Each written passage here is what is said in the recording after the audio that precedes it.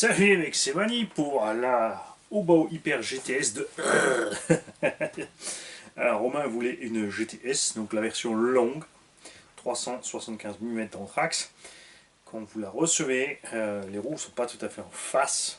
C'est pas un problème, je sais qu'il y en a plein qui ont été terrorisés par la première vidéo que j'avais fait d'une GTS et prêts à ne pas l'acheter à cause de ça. C'est réglable. Tu peux décaler ta roue arrière de plus ou moins 5 mm d'avant en arrière, donc c'est à toi d'ajuster. Hauteur de caisse, c'est pareil. Souvent on me dit ouais, il faut la rabaisser encore un peu plus, machin. Mais à un moment, les mecs, il faut rouler. Et si tu rabaisses trop, tu frottes ton museau et tu frottes tes pneus sur les côtés. Donc c'est juste pas possible. Ça, c'est clair. La peinture, on en a parlé dans la vidéo précédente. C'est donc l'espèce de vert citron métallisé. Là, vous ne voyez pas encore tout, puisqu'il y a toujours encore le film de protection sur la machine. C'est Romain qui fera donc lui-même l'enlevage du film de protection ainsi que la pose des stickers et un montage de l'aileron, parce que sinon pour l'emballer ça va être un problème et c'est beaucoup plus simple et ça évite tout pépin au niveau de la peinture, même si elle est placée dedans. Tu me diras en fait ça ne sert pas à grand chose dehors si c'est pour ne pas mettre la moindre petite rayure sur la carreau qui est nickel. Alors ce verre métallisé pour le poser il va bien, mais il ne couvre absolument rien du tout. On a passé, c'est sûr que la GTS est relativement grande, donc on a passé toute la flasque face color pour passer la peinture partout. Mais comme c'est à moitié transparent, je me suis dit je vais pas mettre du blanc, ça va passer, on va le voir. Je vais donc utiliser un vert un peu plus foncé, c'est ce que j'ai déjà fait sur plusieurs autres modèles qui sont transparents. J'utilise juste une couleur de la même teinte mais plus sombre, ce qui fait que ça ne passe pas. Ça lui donne un petit effet, ça passe du clair au sombre selon comme on regarde. C'est pas mal du tout. On aurait pu s'en tirer beaucoup plus pire. J'ai donc laissé les ajours pour les feux, donc il a le choix, soit il met les sockets, soit il met les stickers dedans, à sa guise. Dedans, tu vois, c'est fer métal foncé. Au niveau des réglages, je confirme donc que ces dernières générations de GT et GTS ont peut-être aussi la dernière génération de VT, ça je ne sais pas encore. Les autres pistons à l'intérieur des amortos, on n'a pas été obligé de changer l'huile, tu vois, ils sont vraiment beaucoup plus fermes. Là, la caisse est encore réglée en bas. À l'arrière, je t'ai monté les portes fusées d'un cran pour qu'on ait une bonne assiette quand la carreau est posée au niveau ici du passage de roue. Tu peux encore monter la caisse ici en passant les amortos dans les points d'ancrage intérieur, devant et derrière pour la monter plus. Alors là, on a quoi? On a un petit 2 cm de garde au sol. Suffit large pour la plupart des parkings normalement. Si t'es pas sûr, préfère monter et redescendre par la suite, ça évitera d'accrocher en dessous partout. En la montant aussi un peu, elle sera un tout petit peu plus souple aussi, parce que les amortos seront plus raides. On a le combo Arma dedans 2050 kV, le fil on te l'a passé par en haut pour les questions d'entretien, comme j'ai dit dans la précédente vidéo aussi. C'est beaucoup plus simple comme ça. Tu enlèves les 4 vis qui tiennent le bac à batterie, tu enlèves les 4 vis qui tiennent ici le cerveau et le récepteur, tu coupes le petit raisin ici, tu débranches ton moteur et tu as toute l'électronique dehors. Ou tu enlèves encore les 2 vis ici du moteur et tu laisses les câbles et tu prends toute l'électronique dehors après avoir évidemment enlevé la piélette. Cerveau JX 20 kg avec sa petite corde en alu qui va bien. C'est le, je vous dis pas de bêtises, le DS3218 parce qu'il n'est pas super lent. Et, en plus, si besoin, on peut le passer en 7.2. C'est un petit cerveau sympa pour tout ce qui est buggy et piste entrée de gamme comme ça. J'en ai monté plein. Moi-même, je roule avec cela parce que c'est largement suffisant.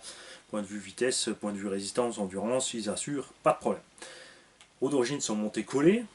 Romain a déjà chez lui normalement des roues piste GRP ou SP Racing.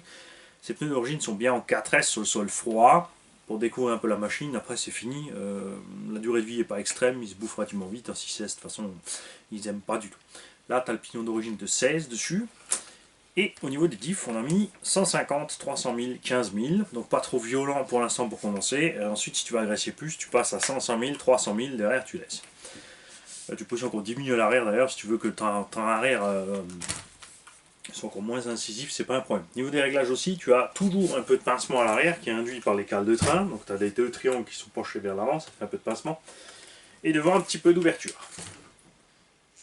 Qui ne varie pas quand la suspension s'enfonce, tu vois, ici, c'est pas une Obitech. Les carrossages, c'est-à-dire de face, les roues comme ça, Pour ceux qui savent pas ce que c'est le carrossage, on est resté à 0. Moi j'aime bien que mes pneus s'usent à plat. On est dans le domaine du loisir. On n'a pas besoin d'attaquer au quart de poil de millimètre et au quart de seconde, c'est pas un problème. Là-dessus donc tu as les connecteurs IC5 avec le petit shunt. Tu peux donc rouler une ou deux batteries. Deux batteries sont déjà là, les deux autres sont en route. Dès que tout est là, je t'emballe tout ça et ça vient chez toi. La radio. La petite Spectrum. Une autre Spectrum.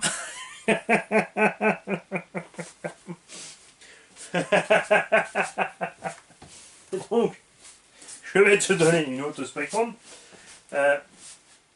STX2 tout simplement. Radio basique et simple. Pas d'affichage, pas de grosse consommation de courant, portée correcte, inversion, trim des gaz, trim de direction.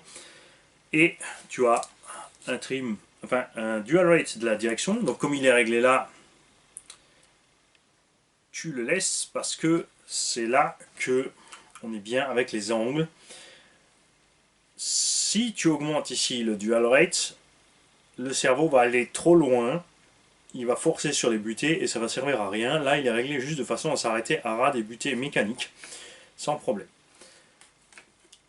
Et tu as la même chose pour les gaz. Alors c'est un peu bizarre puisque tu as ici un interrupteur pour diminuer tes gaz à 75% et à 50%, mais en plus tu as celui-là. Donc celui-là en fait ne sert à rien, il suffit de diminuer là. Faire attention, quand tu joues avec ça ou ça, si tu descends sous 50%, même à 50%, il y a de fortes chances que tu perdes la marche arrière parce que le chemin devient trop flou pour la radio et elle n'arrive plus à enclencher la marche arrière. À 75%, à 100% tes freins sont normaux, à 75% les freins sont un peu plus mous, donc tu feras attention. L'avantage évidemment c'est que tu peux commencer cool. Rien ne t'empêche aussi quand tu roules de mettre à 50 et si jamais tu as besoin de marche arrière, tu montes vite ton interrupteur à 100 et tu récupères ta marche arrière pour te dégager. Normalement tu n'es pas censé te dégager des où que ce soit avec cette GT, je te le dis moi. Donc évite les runs dans les rues étroites, là où sont garés des véhicules ou autres. J'ai déjà dit souvent mais je le redis, un pneu d'une voiture à l'échelle 1 est extrêmement destructeur pour nos modèles réduits, bien plus qu'un mur. Parce que c'est une forme cylindrique et concave, donc vous arrivez sur un point tout petit rikiki en pression.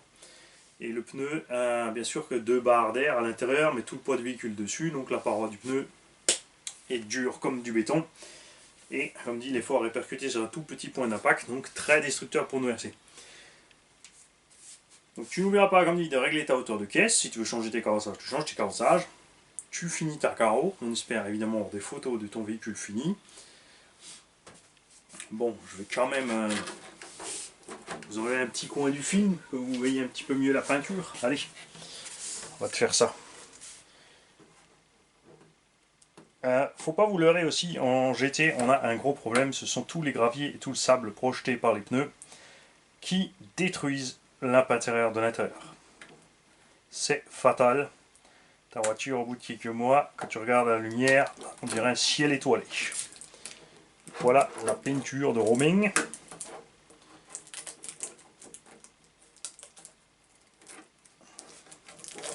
Au grand jour. Tu vois? C'est pas mal du tout. L'effet du vert sombre en dessous fait vraiment un mini effet caméléon, c'est très sympa. Enfin, du moins à la lumière. En vrai, ici. Si vous ne l'avez pas vu, c'est tant pis pour vous. S'il y a quoi que ce soit, évidemment, Romain, tu me contactes, c'est pas un souci. Que ce soit au niveau des réglages, au niveau d'une utilisation, en fait, de quelque chose à faire, au niveau de l'entretien, disponibilité de pièces ou autre.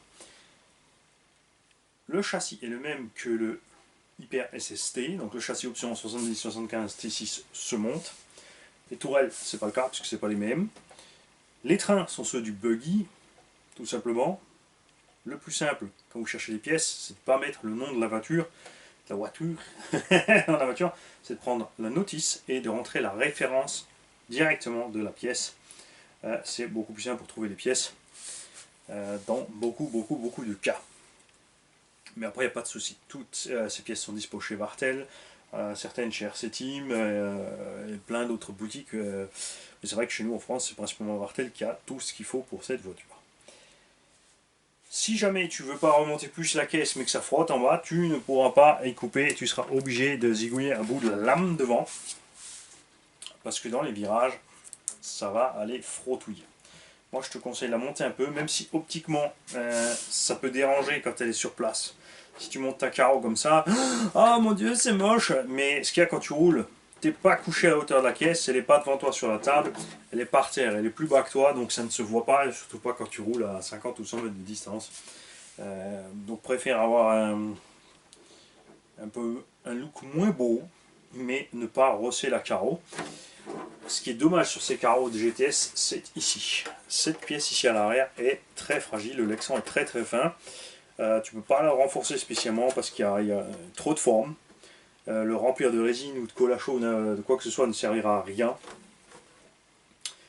Vaut mieux remonter un petit peu pour ne pas rester accroché derrière. Bon, normalement derrière tu t'accroches pas, sauf si tu pars ta queue et tu t'en manges dans quelque chose, ou si tu as quelqu'un qui te suit trop près et qui n'arrête pas de te pousser au cul. C'est pour ça qu'on utilise des fois des pare-chocs qu'on appelle l'anti-fripouille. Salut les mecs, salut Robin.